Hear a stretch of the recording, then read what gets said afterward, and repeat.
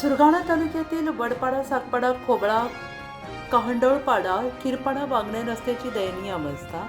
नागरिकांचा तीव्र संताप.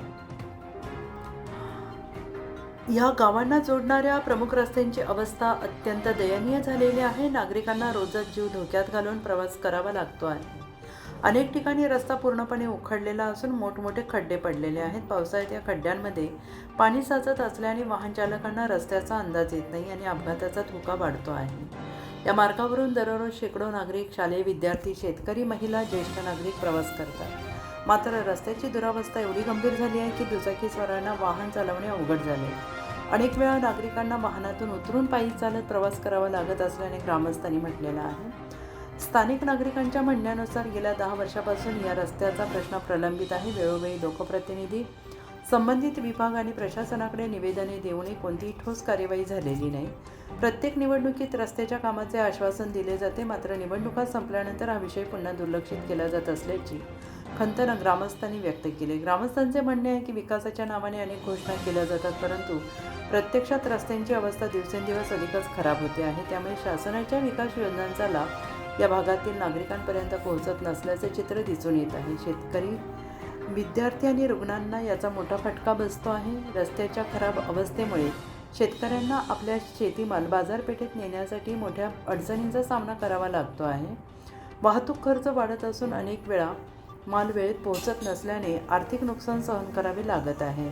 तसेच शालेय विद्यार्थ्यांना शिक्षणासाठी दररोज या मार्गाने प्रवास करावा लागतो. पावसात रस्त्याची अवस्था अधिकच बिकट होत असल्याने विद्यार्थ्यांच्या सुरक्षिततेचा प्रश्न निर्माण झाला आहे. गंभीर आजारी रुग्णांना उपचारासाठी तालुक्याच्या ठिकाणी किंवा जिल्हा रुग्णालयात नेताना देखील मोठ्या अडचणी समोर येत असल्याचं नागरिकांनी म्हटलंय.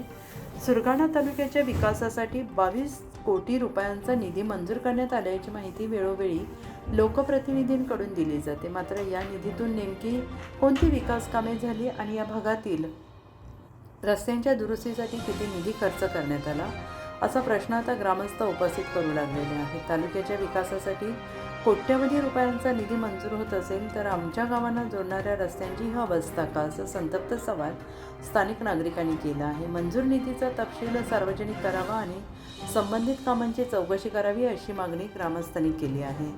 रस्त्याची सध्याची अवस्था पाहता कोणतीही मोठी दुर्घटना घडण्याची शक्यता नाकारता येत नाही. त्यामुळे सार्वजनिक बांधकाम विभागाने तातडीनं पाहणी करून रस्त्याच्या दुरुस्तीचे काम हाती घ्यावे, अशी मागणी नागरिकांनी केलेली आहे. तसेच लोकप्रतिनिधींनी केवळ आश्वासने न देता प्रत्यक्षात कामे पूर्ण करून दाखवावीत, अशी अपेक्षा ग्रामस्थांनी व्यक्त केली.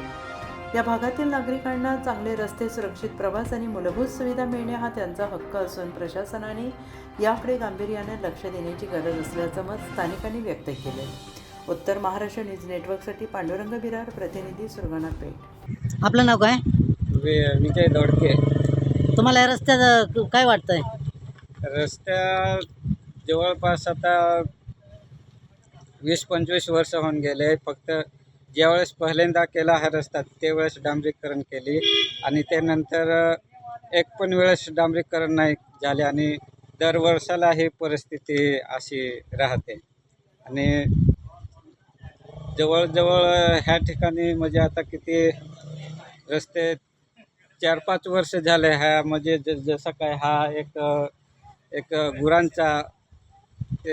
गुरांचाच रस्ता असा मगून एक हा झाला आहे आणि लय म्हणजे लय त्रास ज्या पेशंटला किंवा कोणी गरोदर माता राहिली त्याला जायला म्हणजे इथून बाऱ्याला जायला फक्त 30 मिनिटाचा रस्ता, पण रस्त्यामुळं डायरेक्ट दीड ते 2 तास होऊन जाते. त्याच्यामुळं जो पेशंट राहतो ना तो म्हणजे अर्ध्या रस्त्यातच कोणी तर एक्सपायर होऊन जाते किंवा मग म्हणजे तुम्हाला इकडं आपण ग्रामीणची काही सोयच नाही, दवाखान्याची सुविधाच नाही. दवाखान्याची म्हणजे सोयच नाही आणि ॲम्ब्युलन्स पण जरी फोन केला ना तरी तो ॲम्ब्युलन्स ह्या जागेवर येत नाही, कारण तो रस्ता ते मापाचा ते मापाचा आहे. त्याच्यामुळे तो ॲम्ब्युलन्स पण येत नाही. पण भरपूर खड्डे पडले. म्हणजे तुम्ही एखाद्या निधीकडं काहीतरी आमदार खासदाराकडे जायला पाहिजे होतं ना.